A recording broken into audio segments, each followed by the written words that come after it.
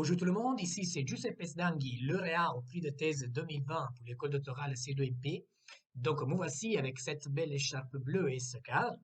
Évidemment, je tiens à remercier le président de l'Université de Lorraine ainsi que les experts qui ont évalué mon dossier de candidature pour tout ça.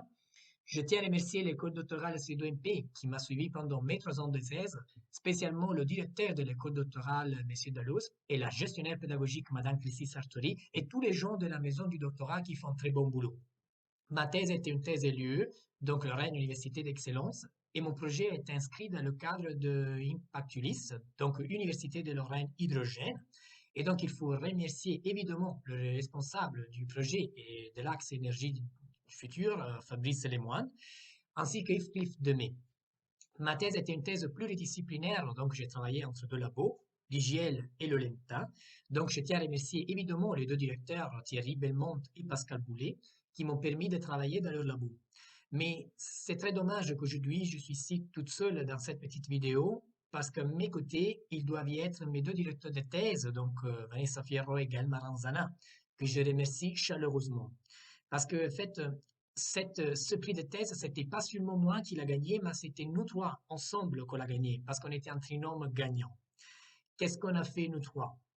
On a relevé un défi, c'est-à-dire développer un compresseur d'hydrogène nouveau qui n'existait pas, et donc on a réalisé une toute première qu'on offre à la communauté scientifique. Il s'agit d'un compresseur non mécanique, donc il n'a pas de pièces mécaniques, avec deux parties.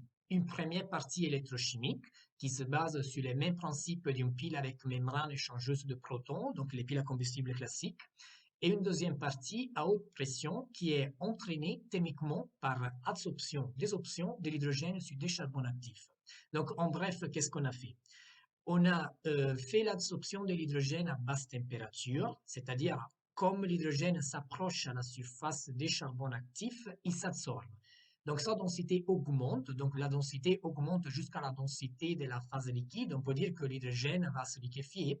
Et donc lorsqu'on augmente la température des charbons actifs, l'hydrogène se désorbe. Et donc il passe de la phase absorbée, donc à haute densité, à la phase gazeuse. Et donc la pression augmente. C'est un système tout à fait innovant, donc ça a été effectivement une nouveauté exceptionnelle dans la communauté scientifique internationale, humaine et lorraine, comme j'avais dit tout à l'heure. Et donc effectivement, on peut envisager l'utilisation de ce compresseur dans le cadre des stations-service et toutes les applications stationnaires d'hydrogène. Je vous souhaite une très belle cérémonie de remise des diplômes et des prix de thèse, voilà. Donc, bisous de Grenoble.